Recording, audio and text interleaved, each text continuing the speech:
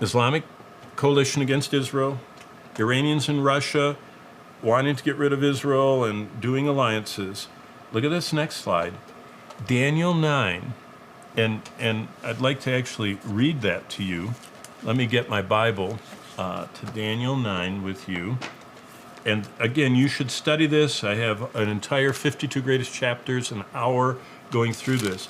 But Daniel 9 identifies the fact that after 62 weeks, Daniel 9:20, Messiah would be cut off, but not for himself.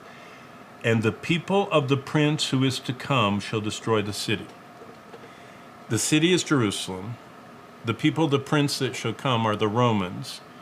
The city is where Jesus was cut off, crucified. So the Romans that destroyed Jerusalem are going to be the people of the future one who listens. Look at verse 27. Then he shall confirm a covenant with the many for 1 week, but in the middle of the covenant he shall bring an end to sacrifice and offering. Daniel 9, look at this slide, tells us that the end of the world is when the West makes a covenant ensuring Israel's survival and allows them to have, a temple. I'm getting so excited that I'm losing my voice. And I know talking about wars and the death of so many people and bombs and missiles and invasions is awful. But Jesus said there's always going to be wars and rumors of wars. But when you see these 7 prophetic, kind of the framework, when you see all of them operating at once, look at this. When you see an Islamic Confederation, Iran and Russia, and the West ensuring Israel's survival, here are the headlines. This is from the last 2 weeks. The U.S. and the U.K., that's all part of what we would call the revived Roman Empire, all of the future kind of enlargements of the Roman Empire, and the U.S. is a colony of the United Kingdom, which was a colony of Rome, have ramped up the firepower in the Middle East to deter Iran from starting World War III. That's Ezekiel 38. As Israel's top allies risk being dragged into the conflict. So there's the target area, and look at what's going on. America has, CNN tells us, this week. I mean, this is not from months ago. This week.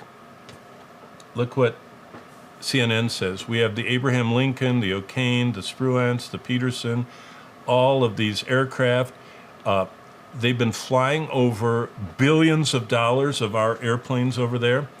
And Israel is facing war from 5 points. We've talked about that. Hezbollah in the north, Hamas in the south and within, the Houthis from the far south, the Iranians from the east, and Iraqi and Syrian militants from the east. But look what the U.S. said. We can't stay and protect you forever. That was September 7th, a month ago today. That's amazing to think about. We can't stay and protect you forever. That's what Daniel 9 said, that the West would ensure Israel's survival. You're seeing it happen on the news before your eyes. I don't know how much longer the U.S. is going to be spending billions of dollars to protect Israel. But when they stop, do you know what happens? The Antichrist steps in and makes a covenant to bring world peace. Now, that's not what we're covering today. Okay, so let's get back to the slides. Look at the next one.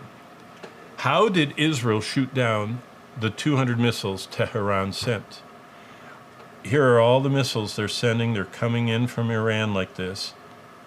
They used Western technology.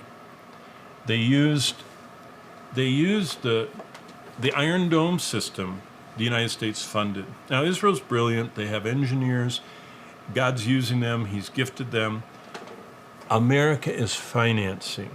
The West is protecting Israel. Now, there are cracks, What did Emmanuel Macron say from France? We're going to embargo until there's peace from all the horrible civilian deaths going on in both down in Gaza and up in Lebanon.